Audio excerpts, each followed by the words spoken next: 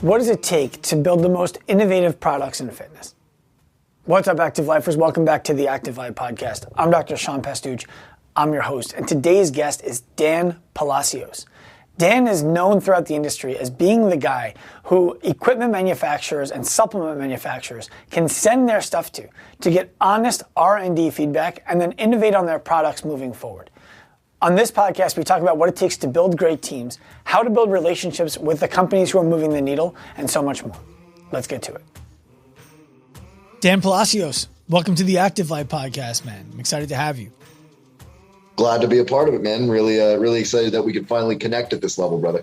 For sure. You know, the thing I would say attracted me to you, besides your Instagram account just being unique, because you basically live in a garage full of all of the oddest and most interesting fitness equipment in the world, is that when we first started getting into conversation, you were responsive right away. You were responsive to my questions, to the things I was talking to you about. You asked in a conversation with someone you just met for the first time in a DM. You said, if there's anything I can do to be helpful to you, let me know. And most people say that with the expectation that no one's actually going to ask for it. I said, I told you I was looking for some introductions, and you made them like that. And I appreciate the do what you say you're going to do in you. And so I wanted to bring you on the show because I find that to be unique. And I find your network of people who engage with you on a regular basis to be profound. I appreciate that. Yeah. I mean, that really is the gist of just my personality in general, right? Do what you say you're going to do and try to do it the utmost of your ability. If you screw up, then apologize. Mm-hmm. But certainly I do try to put my best foot forward wherever I possibly can and help people out wherever I possibly can. That's what this industry and world really should be all about. So that's why we're here, man. Wouldn't that be nice if everybody had personal accountability and did what they said they were going to do? Well, I guess the world would probably be a little bit of a different place, but well, you know, it's interesting. I know that you are mostly a private trainer yourself. You're not working in a gym setting. You're not managing staff. But we at Active Life, we educate trainers and we educate gym owners. And one of the most common questions people give us before becoming a client is, what retention tactics do you have? And we're like, well, if you do the job, then retention kind of takes care of itself. And doing the job is as simple as do what you say you're going to do, finish what you start, be on time, say please and thank you. That's doing the job. Most people don't do that. Right. Yeah. Mm-hmm. Yeah. If only it were that simple, I guess, for some people. But it's crazy. You know. That's both your best retention tactic and your best referral tactic. Those four simple things.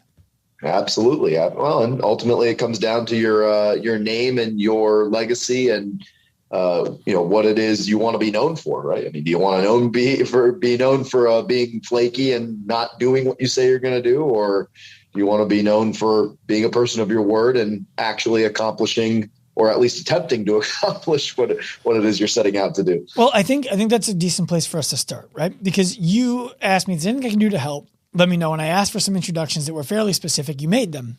And that was great. I still think it would be unreasonable for people to now be like, oh, Dan Palacios, Kinetic Coach Dan. Let me just DM him and ask if I can get an introduction to the following people. That would be irresponsible and premature. So what is it that you're looking for before you decide what kind of a promise you can make somebody or an offer you can make somebody? Saying anything I can do for you is an offer. What are you looking for before making that offer? Well, yeah, I mean, certainly I can't make any promises. That's probably rule number one, right? Mm-hmm. And I can't guarantee that anyone else is going to be as responsive as I can be. I try to give everybody benefit of the doubt while also approaching most people of any kind with wisdom and discernment. And that's what I like about social media is at very least you've got a face to a name and a voice to a personality, at least to scope out a little bit. So I would say, I'm still filtering through people. I get DMs of all kinds all the time. And I try to be wise about who it is I just allow into my world, right? seeing your account, for instance, I knew that this must be a guy who knows what he's talking about. Number one, has a strong sense of accountability. Number two, and if I do make these introductions, it's ideally not going to make me look too bad. Although most of the people that I deal with really don't hold it against me, knowing full well that over the years, we've worked in capacities that have usually benefited everybody in the long term. So that's a little bit of what I look for, is just a general sense, call it a gut feeling, if you will. This is a person worth talking to for a number of reasons, but that we can connect at a level that makes sense for everybody, and everybody's going to be respectful of each other. And there's, a certain level of demeanor involved there on everyone's part, I would say. Yeah. I can echo that. I get asked to be on podcasts a fair amount, and most of them are, there's over 1 million podcasts. Most of them don't get to their 20th episode, and most of the ones that do are getting fewer than 400 downloads an episode, right? So going on a podcast like that is the biggest upside I have personally, if I'm going to be selfish about it, is to practice my talking points. Right, it's to do good in the local marketplace, earn somebody's goodwill, practice saying something in a new way that is beneficial to everybody to hear. When someone asks me to come on a show, recently someone asked me to come on a podcast. I said, "What's the name of your show?" They told me. I looked through their Instagram. I didn't see a post about their podcast. I looked on the iTunes app. I didn't see their podcast. I went on Spotify. I didn't see I went on YouTube. I didn't see their podcast. So I said, "Hey, where is your podcast? Can you send me a link to an episode you guys have done?" And the guy's like, "Oh, we actually haven't recorded our first one yet. We're starting next week. We have a bunch of guests lined up." I said, "I'll tell you what, I will commit to coming on your podcast. I'll be your 50th show. So when you hit number 50, you send me the link and I will be there. All I'm looking for is for you to demonstrate that you're real." Right? Like that's basically what you're describing. Yeah.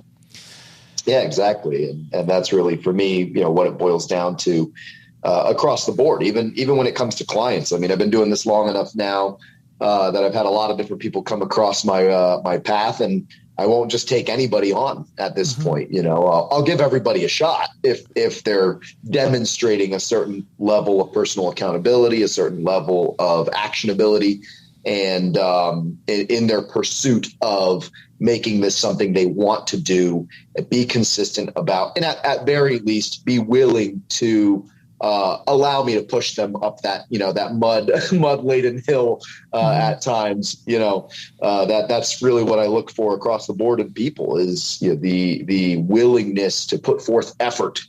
At very least, we can carry that load together to some extent, and hopefully when it comes to clients, I can help them transition into mostly carrying that load on their own, and then providing the necessary feedback for minor adjustments along the way. Well, so Dan, you said, that's basically what I do. You talked about personal training as something that you do. Anyone who's following your Instagram account, Kinetic Coach Dan, they're going to see that you're also a Gaspari supplement rep. I don't know if that's an underrepresentation of what it is that you're doing. It is, but that's fine. Okay. And third is you have the most robust garage full of equipment that I've ever seen. And it's not like, I call it my little shop of horrors. Your little shop of horrors. Perfect. Well, your little shop of horrors is, I work with enough commercial gym owners to know that that is their little shop of dreams. It's the hardest thing to do is get a gym owner. To my clients when they're being experimented on. Well, that's a good, I want to come back to that in a second. It's easy to get a commercial gym owner to invest in equipment. It's hard to get them to invest in people. So you have all the stuff that they're looking for. How do you do all three of those things? I walk the tightrope every day, including being a father and husband of two homeschooled kids down here in South Florida, and who are 10 and 7. One getting ready to start playing football. But among the many hats that I wear is the family aspect of it. And, luckily, luckily, or call it divine intervention, whatever you want to call it, many of those puzzle pieces and, cogs in the wheel have fallen into place somewhat seamlessly in a number of ways. And because my wife and I are both self-employed, we can really sort of scale each part of that according to our desired way or timing of doing things. And, again, I don't take on just any old task. I don't take on any piece of equipment just because it's there. I don't take on any new client or project. Even when it comes to Gaspari, I'm actually their affiliate director and social media director. So if you go on the Gaspari page, I'm the one handling their social media as well as all of the 1,200 different athletes that we have. So all of those different parts between personal training, Gaspari nutrition, all the affiliate and, promotional and educational content that I create, as well as, parent and husband life, those things actually seem to gel pretty well, pretty balanced across the board. And in many ways, it's been a blessing mm-hmm. to be able to expose my kids to that, be able to expose my wife to that. She's driven by me, I'm driven by her. In a number of ways, we keep each other sort of on our toes to keep pushing and growing our respective businesses. She's a wedding photographer. But because of all of that, we've been able to really balance it pretty well and just, try to maintain some of that work-life balance where it makes sense to. And in a lot of ways, COVID was actually a blessing, because it really did force us to completely alter the scope of how we do all of those things, and gave really everyone, I'd say, at least in our network, a better appreciation for how important your mental well-being is, your physical well-being is, and part of that being that you have to have balance between those things. So people are a lot more respectful now, even of when you say, look, I got to dial down here. you gotta let me figure out how to make this stuff all work together in a sensible way. So that's kind of where we've landed at this point, is, we're able to do a lot of things in ways that, most people really can't, because they work for somebody else. We control our own destiny in that regard, but at the same time, we sort of live and let God and let him handle things where it makes sense to as well. Being both, pretty prayerful people.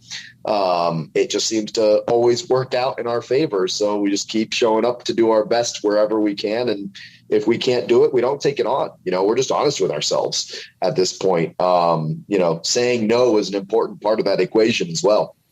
Well, saying no can be the kindest thing you do for somebody. Yeah. It's absolutely. There's this fear amongst people in our industry that saying no is to abandon somebody, to leave them hanging out there, if you will. When the reality is, saying yes when you can't deliver is far worse than saying no and helping them find someone else who can. Absolutely. So I want to go back to earlier, because I had this conversation with someone recently. You mentioned experimenting with my clients on the new stuff. I was talking to somebody who was going through a price raise on their services. And one of their concerns was, if they raise the price on the services, they won't be able to ask their clients to do things that are more experimental anymore and get their feedback. My thought was, what are you talking about? Why? I disagree. Yeah, wholeheartedly. What would change about that? But so I want to hear your thoughts on why it's okay to experiment with and on somebody who is paying you for an outcome that you've assured them is likely in working with you. Well, yeah. I mean, let me give anyone who's going to end up tuning into this and has that mentality solace in the fact that it's very much an important part of, I would say, your own development as a strength conditioning coach or personal trainer or whatever you want to call yourself. That you are, number one, continually seeking out new ways to grow, new processes and methodologies and modalities in whatever your expertise might be. And that the clients, at least my clients, have been very much a part of that evolution, in that as many of their own personal issues, whether biomechanical, whatever those might be, orthopedic. Those have actually been one of the main driving factors behind finding new tools and new approaches and new ways of attacking certain issues and biomechanical orthopedic issues. That was very much a foundational piece of the puzzle for me embarking on this sort of kinetic training journey and getting this thing to go where I want it to go, and has been a huge part of being able to continually provide a high level of service for my clients and reinforce and fortify that idea that I'm constantly trying to evolve and grow for them, and constantly bringing things into the gym or ideas or approaches that are for their betterment, right? Mm-hmm. And that has been a huge part of allowing me to adjust my prices accordingly, fairly, right, when it makes sense to. But my clients can never argue, and people can never argue that I'm not trying to improve. We're just staying stagnant. We're always finding new ways to apply those foundational principles of strength conditioning, movement, fitness, nutrition, health, wellness across the board, but bring interesting new flavors to it when something new comes into the gym, and take what foundationally makes sense, what we know works, and apply it to those new methodologies and modalities, and allow people to connect with that modality at a level that makes sense for them.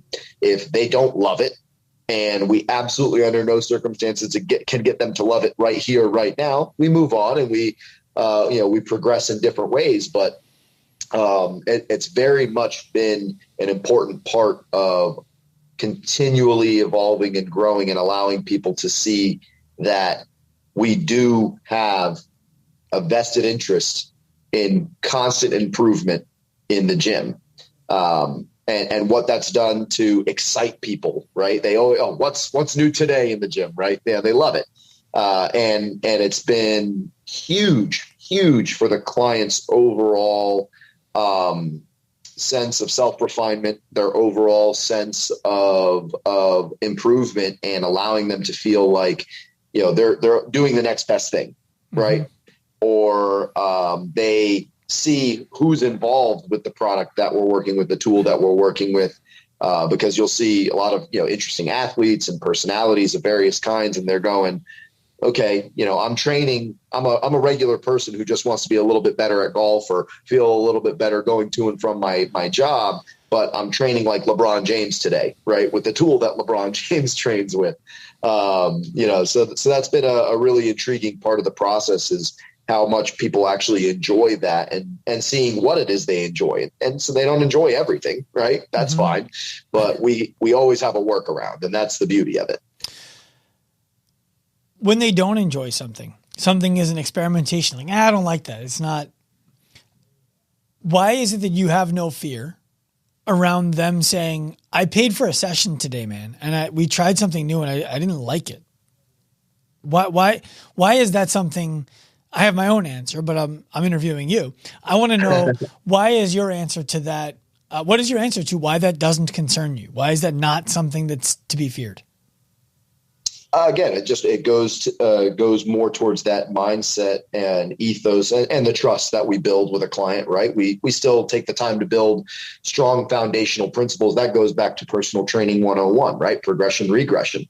As we attempt new progressions or develop new approaches towards a particular goal, if it's just not working for a number of reasons, okay, how can we make minor adjustments? And if it's still not working, we can discard that and move on to the next thing, or return to it at a later date. And now maybe this person has established better balance, better coordination, better rhythm, better flexibility, whatever it may be that was impeding them in that given moment when the newness of that particular modality or method wasn't working. I can't tell you how many times we've come back to something after, for instance, a low back issue or a hip issue of some kind, right? The new thing we're working on didn't quite work. micro adjustments weren't quite working, we go back to some foundational adjustments with either, neuromuscular work or some stability work, what have you. We come back to it, and there's the aha moment. Oh, okay. Now I see what I should have felt the first time. Mm-hmm. Right. And I think that just boils down to having the experience and the knowledge of training and understanding biomechanics, anatomy, and physiology to be able to make those adjustments on the fly. And again, if absolutely won't work this session, who's to say it won't work 6 months from now, right? When this person has a better level of self-awareness and confidence in their own body as well, because that's a huge part of it. Mm-hmm. Is, when it comes to getting someone from point A to point B, a fresh new client who doesn't know themselves well enough. Luckily, if you've been in the industry long enough and you're good enough at what you do, you can probably achieve a certain level of proficiency, or you help your clients achieve a certain level of proficiency pretty quickly, depending on their level of injuries and what have you. But you can pretty quickly get someone to that point where they feel really comfortable and confident in their own body, and they know what it means when you give them a cue, like, all right, when you load your heel, you should feel this. When you load your toe, you should feel that, right? Mm-hmm. That's just come with a lot of time, effort, and energy in experimenting, and I wouldn't have achieved that level of awareness and understanding of the body without doing that. Being able to make those adjustments really comes from that experiential time in the trenches, man. Yeah. What I wish more fitness professionals would call their business is what doctors call their business, a practice. And, you were describing being able to help your clients depending on your skill set and the injuries and all these different things. I think the best professionals in the industry are not necessarily the ones with the most experience, with the most time under tension, with the most education. They're the ones who are the most self-aware, who are the most honest with potential new clients, who are only taking people in for whom they have the skill set to provide the results that person is asking for, and who are continuously developing their skill set to help that person more deeply with a different problem or with a different person. So, for example, when we work with a commercial gym, we give them level 1, 2, 3, 4 trainer. The level 1 trainer, we write out on the intake form or on the pricing menu, this is what this trainer has been through from an educational perspective. And so this is what this trainer can promise. Level 2 has been through this. And so this is what they can promise. Level 3 and level 4. The idea now is if you're looking for someone who can just keep you safe in the gym, hold you accountable to create some consistency, you don't have to pay for a level 4 trainer to do that. You can go work with a level 1 and they're actually better for you than the level 4 because that's where they're at in their career right now. It's what they're most interested in. It's what they're most experimental and passionate about. While the level 4 is trying to solve these big complex problems for people, which is not, you need to come to the gym today. I mean, it is, but for different reasons, right? Right. Yeah. And then every time we add a new exercise, it could be a bicep curl. How does that feel? I don't like it. Are we going to never try a new exercise? That's experimentation too. Just because it's the most likely, most appropriate next exercise in the progression does not mean it's going to work. It just means most of the time it will. But there are people for whom it won't.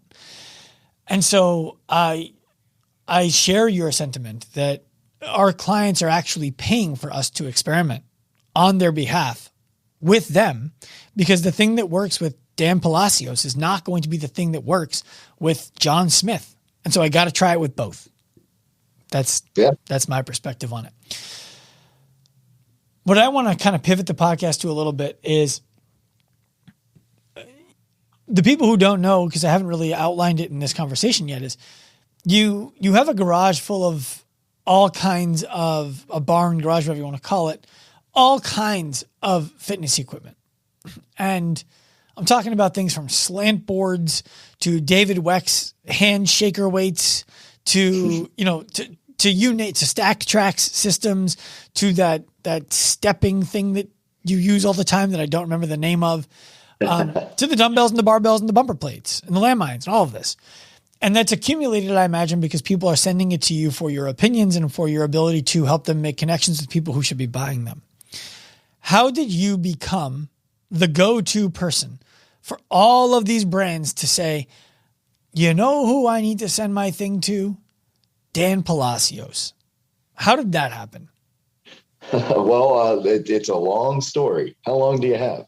No, yeah. I mean, it stemmed from a really strong early desire in my career, early being really about I'd say 4-year mark. I started training in 2011. Also got married, also got pregnant in 2011. Well, my wife got pregnant, not me. Although Google might say otherwise these days. But DuckDuckGo won't though. DuckDuckGo won't. I got you there. But yeah, I mean, really, it was about 4 years into my career when Instagram was really finally making its moves in the industry as a platform that became really sort of like a fitness information distribution system, right? If Facebook was still really kind of shoddy, YouTube was really the primary source, but it was all long form content. And some of the people who I saw first who really sort of sparked that fire for me, and a lot of it came from actual client interactions and actively seeking out ways to handle, at the time, it was a rash of shoulder issues that my clients were having from various just freak accidents and things like that. And it seems like it always comes in threes. I'll say that. But it was really a combination of I'll call it 3 people to be succinct. It was David Weck. It was Chris Duffin from Kabuki Strength, so Weck Method, Kabuki Strength, and Gunnar Peterson. Okay. And Gunnar it was fitness equipment mecca. I was always kind of a tools guy and an equipment guy, and just loved to nerd out on that kind of stuff. But also identifying the need and the necessity for education platforms for our gym. The gym I was working for was owned by a former Miami Dolphin and a former Miami Dolphin conditioning coach, and then, strength conditioning coach. And their sort of head strength conditioning coach was a guy named John Gamble, who was a former strongman. He was University of Virginia. He's arguably sort of the godfather of prehab training. Were you at Anatomy? What's that? Were you at Anatomy? Anatomy, the gym? I've been, yeah. That's not where you were working, though. No. It was called Ultimate Sports Institute. And fantastic gym, really great place for me to start my training. But I, being one of the younger trainers and just, more in tune with the technology side of things, I really was hell-bent on creating automated systems for distributing at least our very most basic information, because it was a lot of stuff that you're only just now seeing on Instagram, but we were teaching this stuff ages ago, man. It was the stuff I was sinking my teeth into right when I started training. So a lot of the, really heavy glute and shoulder stabilizer work and all the kind of stuff that was being distributed. That's what I wanted to get out there. And I wanted to get out there in more effective ways. And what I had seen, because we had a good relationship with orthopedic surgeons and physical therapists, was that it just wasn't happening fast enough, right? To take an injured rotator cuff from point A to point B, and then you kind of get past that therapeutic phase of development and progression, and we were left wanting, right?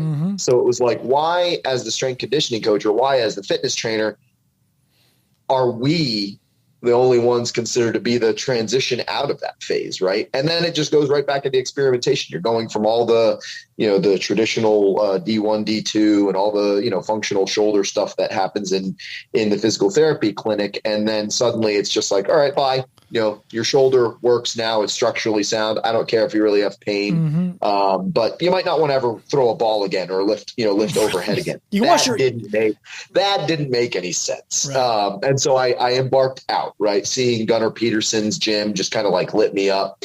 Where is he? And what was that? Where is his gym? his gym was in LA and in Beverly Hills at the time. Okay. Now he's in Nashville. But I mean, yeah, wall to wall, shoulder to shoulder with just like the coolest, most fun stuff in the fitness industry. And he'll be the first to tell you, I'm good friends with him, that he's got probably several storage units more full of all this stuff. So stuff that you and I have never even seen probably. But, it was really David Weck's RMT club, which being the caveman trainer I was at the time, we got a hold of that RMT club and bashed it in the ground and did all kinds of stuff until the steel shot came out of it stupidly. Because I didn't really learn properly all of the different methodologies behind it until later on, because I never actually connected with David himself. They just sent a club and it was, see you later, which was a key piece in this whole puzzle here. It was Chris Duffin's shoulder rock. And the big, Gata, essentially loadable Gata club. Right. And it was because of Chris and their education that they were putting out in long form on YouTube that I said, there's got to be a way to, number one, get these tools into more people's hands, right? This isn't stuff that should just be consolidated to high-level athletes who need it because they need to be able to, throw an Atlas stone over a wall or whatever it is. We can take the average person, apply some of these high-level modalities to them at simple levels of methodology and get them to as good or better than they were before the injury. And that's exactly what happened. Started playing around with the shoulder rock methodology, started playing around with a lot of central nervous system manipulation stuff that eventually evolved from be activated into RPR and using like the massage guns. What at the time before Hyperice and even Theragun and those guys came out, there was a product called the Pure Wave. That was one of the first chargeable massage devices. So between a few of those different methodologies and modalities, and starting to create video content for those clients, I was seeing much, much faster results and much better results, right? Just long-term sustainable, one of my elderly clients, she fell sideways on her bicycle because she was locked in and she shattered her shoulder and and tore her rotator cuff in the process. And she was back to, being able to toss a ball to me and do all kinds of stuff. Right. In a much shorter period of time than all the traditional ways of doing strengthening and what was supposedly my marching orders, if you will, were contraindicated. When I brought the shoulder rock to a physical therapist and an orthopedic surgeon, they said, no, don't do that. And I was like, well, we already are, and it's already going pretty well. So that was a big part of the evolution. And then Train Heroic was another part of that. Interesting. I don't know if you're familiar with them and their whole system, but I took on Train Heroic when they were first starting, and I started programming all of my clients through Train Heroic. And I was also getting much, much better results because clients had buy-in. They felt like I was really investing a lot of energy in making sure they had all of the tools and information and knowledge they needed. And I mean, whether that's, fed into the whole being on your screen too much stuff, it is what it is. It's a tool like anything else. It's a double-edged sword, right? But that was really where it all started, as I saw and identified the need for more education for the client as well as the trainer, right? I felt like I had, in that process, it was complete and total discovery for me. I was shooting in the dark, just weeding through reading through the fog and, looking for the next step, precariously and somewhat clumsily. And the only reason I had any, light at the end of that tunnel was because of Chris Duffin and the really in-depth education they were giving at Kabuki Strength through YouTube. I really, once I left that gym, went all in on, because, literally through prayer, I heard the words, kinetic training and sort of saw the lightning bolt and what that was going to be. And when I left the gym, that was where I started. I literally started kinetic training out of the bed of my Toyota Tacoma I bought the one of the few products I've ever paid for at this point was the mobile fitness equipment hitch fit system that was literally a squat rack that folded down into the back of the hitch of my truck. And there's a crazy story behind that one, which eventually became now who is Beaver Fit. And Beaver Fit now owns the licensing and all of that to the original mobile fitness design of that. But that whole process took me to a place called Rienzi Strength Conditioning, which is owned by the Rock's trainer. I started training out of their facility. Dave Rienzi and Danny Garcia owned that facility. And I was able to use that name as a way of networking into, working with all of these other equipment companies. And so I had the hitch fit on the back of my truck. I actually had to get a folding topper for the back of my truck because my neighborhood would get pissed off at me. I'd get stickers on my truck all the time for having equipment in the back of it. Yeah. It's homeowners association stuff. But a huge part of that was one of the first companies that I approached under the pretext of, hey, I'm this trainer. I know these things. I know I probably at least am willing to work a lot harder than most other coaches in this realm. I have a little bit of skill with a camera, was Torque Fitness and the tank sled. Okay. And so, so the tank, the Torque tank at the time was the original tank MX tank. No, not the MX. What was the original name of that thing? Anyway, regardless, it was a single-sided magnetic lever box, right? And through the approach with them, I needed a sled for my clients because they had, $5.5 million house with beautiful stone pavers all over the front yard. I needed a sled on wheels. So I literally just Googled sled on wheels because I was prepared to bring a wheelbarrow out there and make them start wheelbarrowing around. I trained the whole family out there as one of my baseball players. And so I literally just Googled sled on wheels. And sure enough, as luck would have it, the tank showed up and it was the perfect solution for what I needed, but it needed a lot of refinement for what it is I was doing. So in order to store it in the back of my truck, because I live in a townhouse and I couldn't store it in the gym, they wouldn't allow me to store it there. I had to keep it in the back of my truck. So I kept a power drill with me to be able to remove the handles and lower the handles so I could flip the top down and store it in the back of my truck. So I would literally go out to that house every day, 5 days a week, set up the hitch fit with the squat rack and the barbell. I had a Rogue barbell with some plates that I stored in the back of the truck, which probably messed up my alignment pretty bad. And I'd pull that tank out off the bed of the truck every day. And so with those real problems, which I was willing to overcome just through sheer equity, sweat equity, were, evolved what is now the Tank MX, which has removable handles that just slide right out. Right. Dual resistance, so multiple people can work on the sled at different levels and different levels of resistance at the same time while not having to dedicate some of my weight plates to the sled. It's heavy enough for the average person to drag, pull, push, shift in different positions and ways without using the plates that I needed for my barbell. So you provided them R&D on top of the content. Right. So, and that was the entire nature of the relationship, which was to say, I know plenty about training. I am able to look at your product and go, here's some things that I think would solve a lot of problems for not just you guys, but the customers.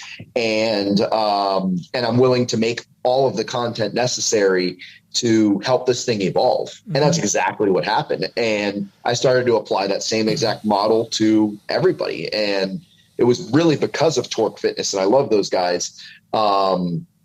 It was because of them that I was able to start branching out, into all these other different pieces of equipment. And just over time, it just snowballed. After going to a few FIBO and URSA conventions and things like that, it was really just something that took on a life of its own. And I could show you my Dropbox and scroll through my Dropbox, but it's pretty heavy and pretty deep with some names you'll probably recognize. But it really all came from that. To me, if you want a product to get out there, a training tool to get out there, number one, you've got to have education behind it. That education has to be validated by a number of different types of coaches from a number of different types of disciplines.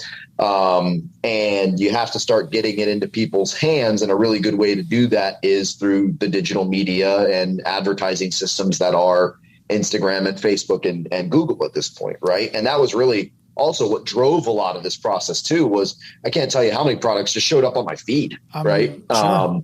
Because, thank God for automation, right? So that was a huge part of how this whole thing evolved and eventually became what is the barn.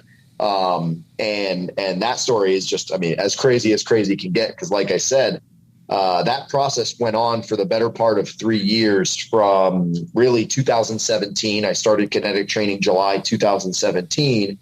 And a client of mine, that was about 2000, I'd say early 2019. I was training her daughter, and she came to me and said, "Hey, Dan, there's this farm around the corner. Do you want to go out there and help me teach goat yoga out there?" And I said, "There's no way I'm teaching goat yoga." I thought you were going to say yes, and I had a line of questions. I'm not a big yoga guy to begin with. I use some of this, the movements and stretches and respect in various ways, but what I do have at that point, I had the mobile fitness equipment trailer fit system. It was still mobile fitness equipment at the time. We had just done FIBO, and they left the trailer with me, Greg and Logan, his associate. They left the system with me because it was going to be winter where they were from, and there was really nothing they could do with the trailer, and it was going to be a whole hell of a lot more costly to ship it back. So they left the trailer with me, and I had amassed even more equipment by that point. So I said, "Look, I've got this trailer that's customized for fitness. I've got all this equipment. Yeah, let's start a full service fitness, health, and wellness facility on a farm. It'll be outdoor. It'll be sunshine and rainbows, fresh air, blah, blah, blah." And so we went and talked to the farmer, who incidentally, I was already bringing my kids there pretty frequently for homeschool. We would just, have outside days out at the farm and go see the animals and do class and stuff out there. And, so we went over there and we talked to him, came up with this idea of the Fit Farm, and, came up with logos, but I really had no intention of ever running it, so to speak. I really just wanted to provide the equipment, let the, come in, train trainers to do what I do basically. But just collect the lion's share while I stayed in the gym with the air conditioning and with training my clients who were willing to pay for a really high level facility, arguably one of the finest in the world as far as equipment and amenities is concerned. Right. So that fast forward about 6 months to, let's call it 2 weeks before COVID hit South Florida. And it was a problem. She said, "Hey, I think I'm ready to actually pull the trigger on this thing. Let's go talk to the farmer one more time and, express our intent to actually get the ball rolling on this whole thing." By that point, I had even more equipment. I had, the equivalent of a full gym in between my truck and the trailer. And I said, "All right, yeah, let's do it. Let's go talk to him." And so he gave us the green light to start that process. And then 2 weeks later, the world blew up. Good thing you were in there. So like I said, little did I know, I was I was doing this weird doomsday prepping for the apocalypse of fitness. And the day, March 17th, 2020 at 12 p.m., I could no longer train in the gym. So we started out at the farm, literally training that afternoon. And it became one of the biggest, weirdest blessings in disguise but I had no intention of ever being full time at. And that was really how that whole thing evolved. And it's just been one thing after another, but it's been a really amazing journey, man. Well, I think that the most important lesson that I'm pulling through all of this is that anybody who is coming to you and exchanging a product, a service, a attention, whatever the case might be, you are a responsible steward of their best interests. So for example, we start off with the personal training. The clients are working with you and referring their friends because you're responsibly serving them.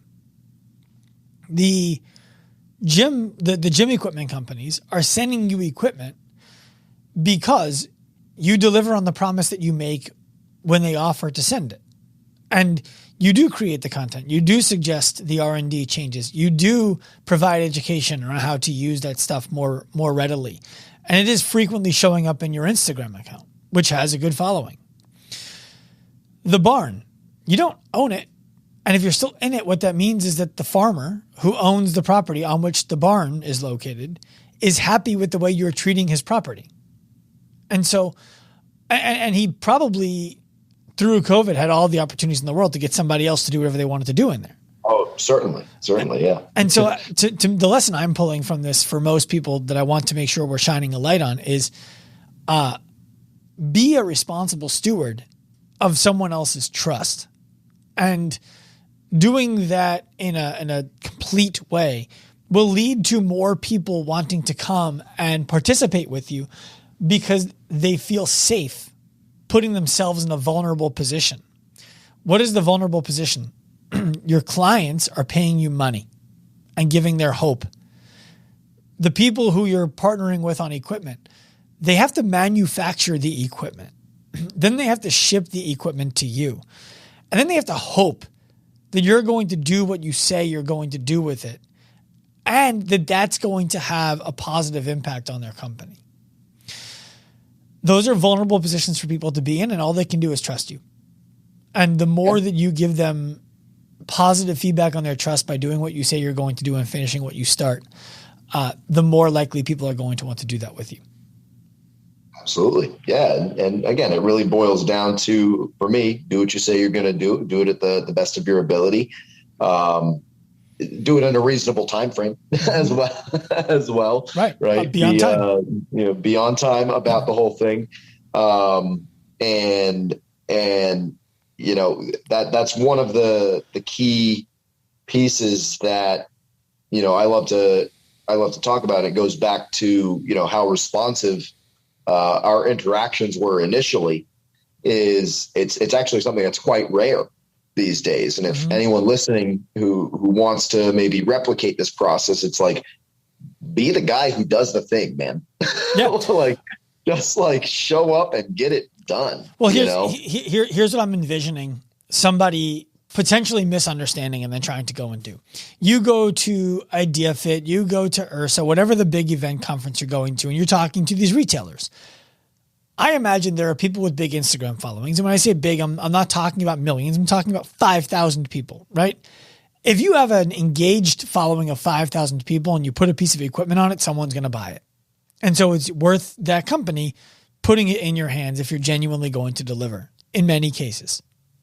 Now, if you show up at the event and you're like, hey, Torque, I have a Instagram following of 5,000 people, or 10,000, or 100,000, or 1 million. If you send me your sled, I'll post about it. Well, that's not a good position, right? If you're just walking around the event and you're like going up to every vendor, hey, if you send me one of yours, if you send me some of this stuff, I recently had a pea protein company ask me if they could send me some. Or ask me for thoughts, right? And in the end, they're like, can I send you some? I said, I really don't. I don't think I'm going to be a good ambassador of yours. I respond better to whey. And if you want me to talk about it, all I could really do is say, I tasted this protein. I've had many pea proteins. This one tastes better. If that's interesting to you and it's true, I'll do that. If it's not true, I'll share with you that it wasn't true and here's why. And then you guys can go back and make whatever changes you want. But know that that's the best I can offer you. Instead of like, yeah, send it to me. I'll post it. Because then you just lose all of your credibility, both to the buyer and to the seller.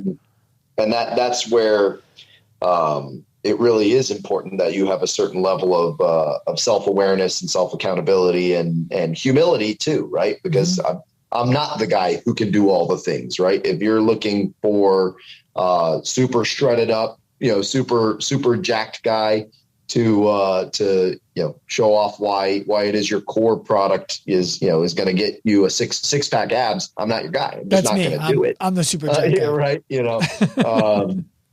For a number of reasons. I don't even necessarily believe that that's one of the most important things, right? But I can also sit and tell you why it is I think it's important you educate your customer base on that process. But that doesn't mean still doesn't mean I'm going to be the guy who goes and talks about your product, right? Just because I can, or you even offer me payment to do so. I much prefer the process of legitimately experiencing it, feeling it, tasting it, touching it, having an authentic experience, having a genuine experience with the products. It's the same thing when I'm recruiting Gaspari. Sorry, this is funny, actually. I've got a product right here. It's coming in blurry because of your background. Oh, it's coming in blurry. Yeah. My dog just stepped on it. So it's a reactive training plate, and my dog went to go jump on it and it slid and knocked the camera. But just experienced that one for the first time today. But yeah, I mean, authentic experience, right? I'm not going to ask you as a fitness influencer or a bodybuilder, someone who's very in tune with their body, even if I can offer you $10,000 to say this is the best protein ever, I'm not going to ask you to do that. And I would hope that you wouldn't ask me to do the same if you don't authentically enjoy that and actually think that you're going to get results from it, which is a reason I structure the way that I do what I do. With certain time frames involved, right? Which is to say, hey, look, you got to give me at least several weeks to be able to give you a true understanding of what this tool provides, how clients have experienced it. I'm going to take it through, take a range of different people through using it who have a range of different issues. Here's what I think about those different people and what it is they've experienced with the product, what they actually legitimately tell me about it. And here's an honest opinion about some of the quirks about it. I'm not going to sit here and rip your product apart because that's not fair either, right? These things take a lot of time to develop, and that's something that I actually do wish more customers understood, which is to say the customer is not always right. Or at very least the customer is not fully educated on what that process looks like to bring a product from idea to fruition and start to refine that product. It is a lot of time, effort, energy, money, and just sheer sweat equity and frustration to get something that you had this great, wonderful idea about that's going to solve all these problems. And then suddenly you realize half of the money you're dumping into it is sheerly just manufacturers not holding up their end of the bargain and like making it properly. Right.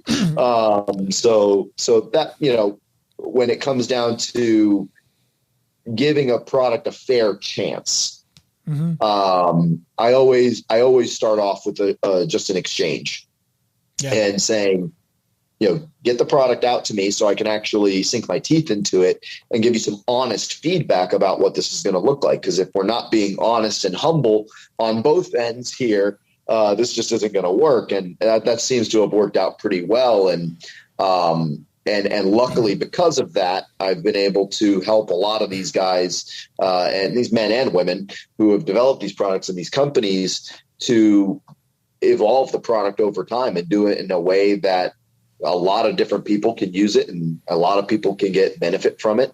And seeing that with quite a few of the products over time, it's been really cool to be a part of that process with so many different companies because I personally, at least, I'm not in it to just receive your product and make sales on it. I could care less if it makes sales if it's not something that I really like and believe in.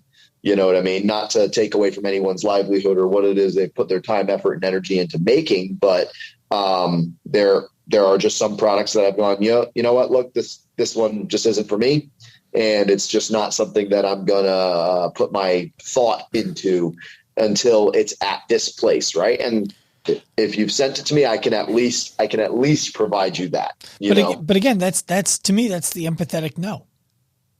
Right. Right. There are 3 products that I talk about more than any other products, and they are Bubs Collagen, Soul CBD. Love those guys, by the way. They're great. Soul CBD and Core Training Systems, the cable column. None of those companies pay me to do it. I'm going to pay to have Bubs be our collagen source at our flagship location. I'm going to buy it wholesale like anybody else would buy it wholesale and sell it to our clients because I believe it's in their best interests to use it. I am going, like, we bought 14 Anchor cable columns for our gym. I paid for them.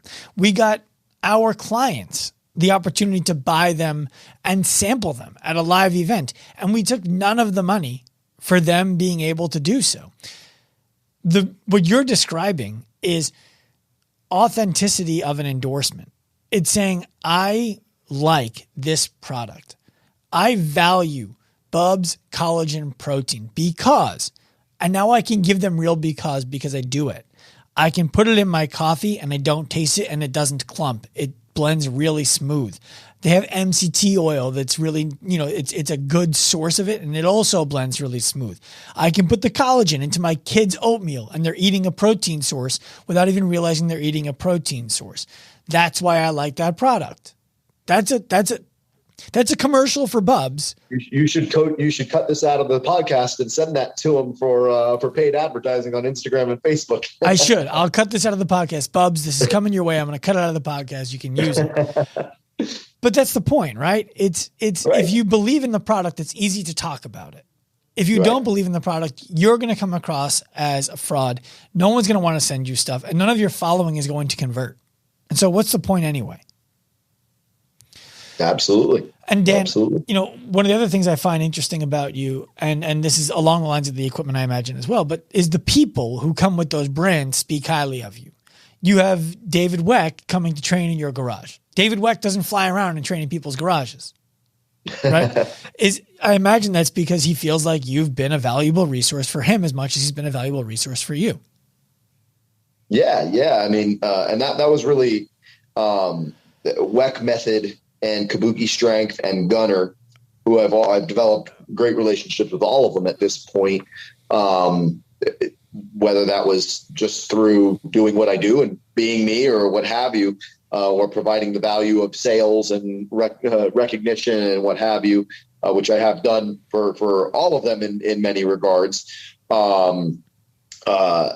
You get the sense that these are also authentic people who also deeply care about maintaining a certain level of personal accountability and scruples in their respective disciplines for what they do. And that's, I think, what we really fellowship on more than anything is that idea that we're all trying to get the industry to have more of that. Well, and be more honest and humble about progressing the industry in a new way, or at very least in a better direction than it's been going, with things that actually work, things that actually matter, right? Yeah. That's been across the board, not just David and Chris and Gunnar, but all of these people that I've dealt with. That's the common denominator across the board. Well, the interesting tie for all three of those people is that here's the thing that I always appreciate from people who follow. You needed solutions. At the time, you either couldn't afford, didn't have whatever it was, to go work with them one-on-one. But they were putting out content for free that they were spending a lot of money, time, energy to put out. And you consumed it and you applied it and you worked. And so you could speak about how it helped you, how it changed your life, how it changed your clients' lives. And so now when you go to a Gunnar Peterson who's in demand, a David Weck who's in demand, a Chris Duffin who's in demand, you're not another person who's saying, hey, do you have anything I could do for shoulder exercises? You've been on their YouTube. You've consumed all of that content to put it to use. And your message is, hey, I just want to let you know, I used this teaching that you put out on YouTube in 2016. I don't even know if you remember the video, but it changed the way that my shoulder works. And I've applied it to all of my clients and they love it. And I just wanted to thank you. and I wanted to ask a question. I wanted to know if there's any, like, have you thought about this, or this? That's a very, very, very different inbound message to receive than, hey, would you like me to promote your products? My name is Dan. I'm a guy down in Florida with a barn gym that has a lot of Instagram followers. Those are very different things, man. Oh, yeah. Yeah. No, and that's one of the tough parts about the way that social media, the nature of social media is in general. And is that to separate yourself and, separate the wheat from the chaff, so to speak, is to, number one, your feed speaks to a lot of what it is you're actually going to be able to provide. Is essentially your living portfolio in many ways, but then also those interactions, right? Is how do you make first contact with people in an impactful way that isn't just the standard copy and paste responses that you see people are probably spamming out through DMs or what have you. A big separating factor for me, at least early on. It's less of it now because of the level of growth I've been able to achieve, and at least having built a name, is one of the biggest things that I did early on was just make phone calls. The surprise of a salesperson or a marketing director at a company to have someone actually physically calling them, like, why aren't you emailing me? Right? Yep.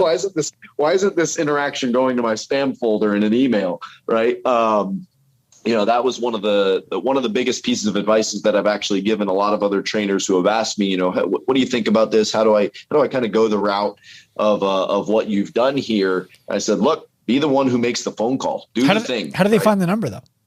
Their research. Right. Research. Luckily, most businesses that are registered in any way, shape, or form, you can at least get a number from an official channel. Yeah. But Google and websites and just the willingness to go the extra mile. I mean, when you look at the psychology of sales, right? Why is Amazon so effective? Buy it now button. That's easy. Right? The moment I click that little buy it now button, that thing is going to be here this afternoon, right? As most people just aren't willing to go that extra mile and do the thing, right? Yeah. Right?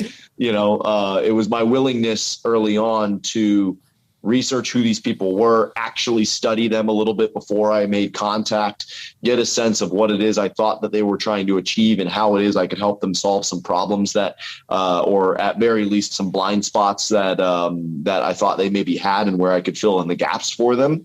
And making that first phone call, that's what got me in the door so many times.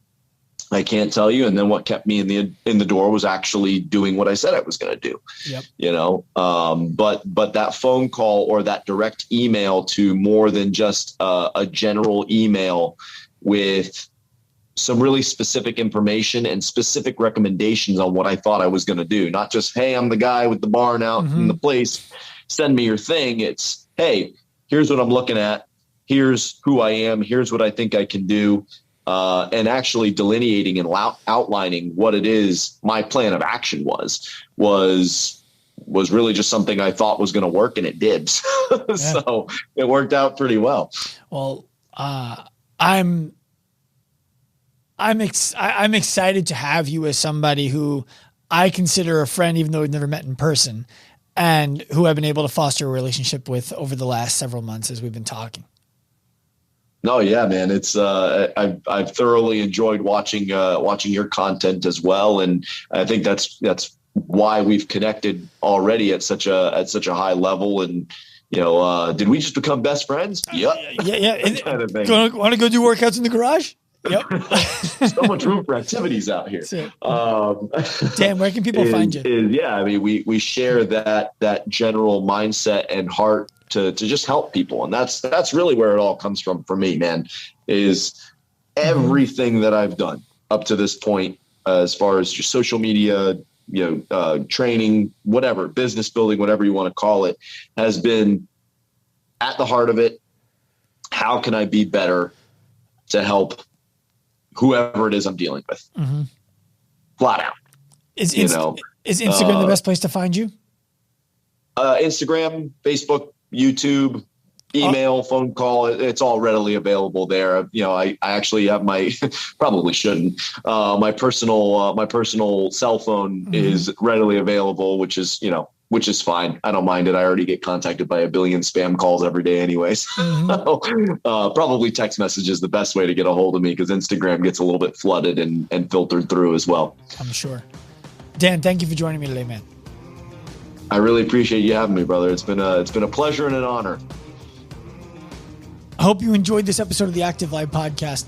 Please remember, give us a hand, rate it, review it wherever you listen to shows. We are on a mission to humanize the healthcare industry by professionalizing the fitness industry to empower the individual to live a life unlimited by the way that their body looks, feels, or performs. If you are inspired by that mission and want to jump on the wagon, find us anywhere. Active Life Professional on Instagram, Active Life RX on Instagram. Come to me personally at Dr. Sean Pastuch. We want to welcome you onto the train. We want you to be a part of the mission. We want to offer you the opportunity to pursue this right alongside us. We're inspired by your effort, and we hope to help you in your journey. Turn pro.